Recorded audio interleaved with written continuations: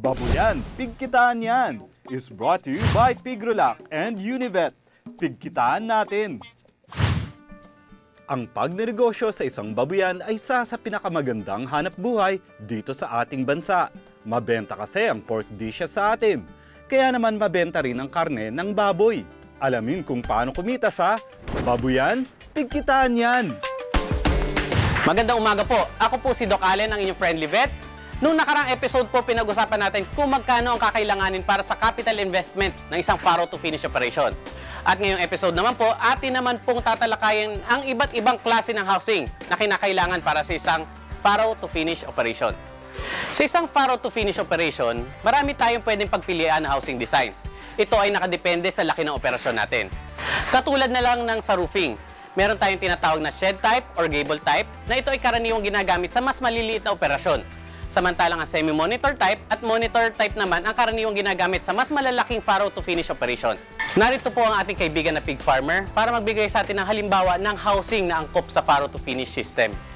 So ito po si Sir Cecilio Pamplona. Si Sir Siling, magandang umaga po. Magandang umaga din po. Actually po si Sir Siling ay nagsimula pa lang nitong January 2016 sa pagbababuyan. Kakausapin po natin siya tungkol sa kanyang mga karanasan bilang nagsisimula pa lang sa ganitong negosyo, sa negosyo ng pagbababuyan. Sir, marami po tayong pagpipilian sa housing design.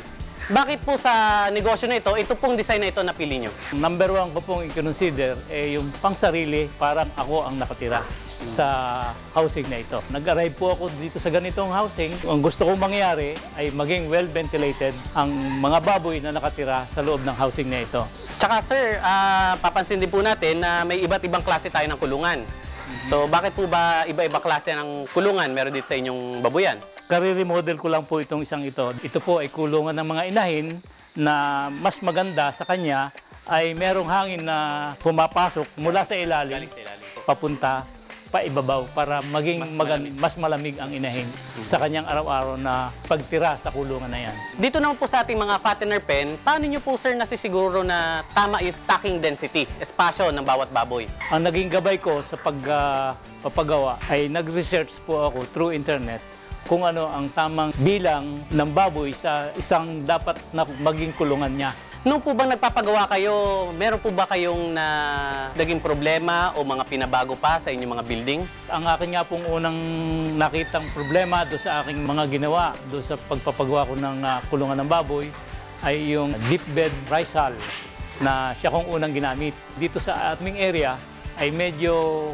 kukunti ang supply ng rice hull. At nakikita ko sa susunod na pag-aalaga ay baka wala na akong magamit na rice hull. So sir, binalik po natin ito sa dating design or ano po ba yung design na ginamit natin? Ang inisip ko na pong design ay yung medyo pangmatagalan na siya, slatted flooring pa rin ang ginamit ko. So sir, baka po pwede tayo magbigay ng ilang tips sa ating mga viewers tungkol sa pagmamanage ng housing ng ating babuyan. Masasabi ko lang po doon sa ating mga viewers na gustong mag-umpisa, itayo na nila ng maayos at yung pangmatagalan na.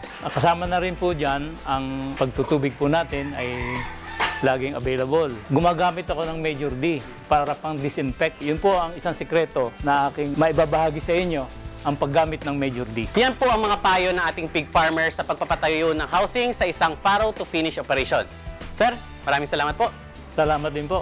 Para naman sa karagdagang impormasyon at katanungan babuyan, bumisita lang sa facebook.com/pigrolacph. Abangan po natin ang susunod nating episode kung saan aalamin naman natin ang importansya ng farm recording sa negosyong babuyan. Maraming salamat po mga viewers at magkita-kita po tayo muli sa susunod na episode ng Babuyan, Pigkitaan Yan.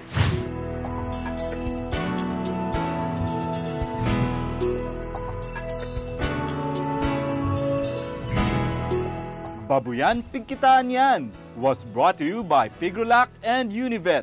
Pigkitaan natin!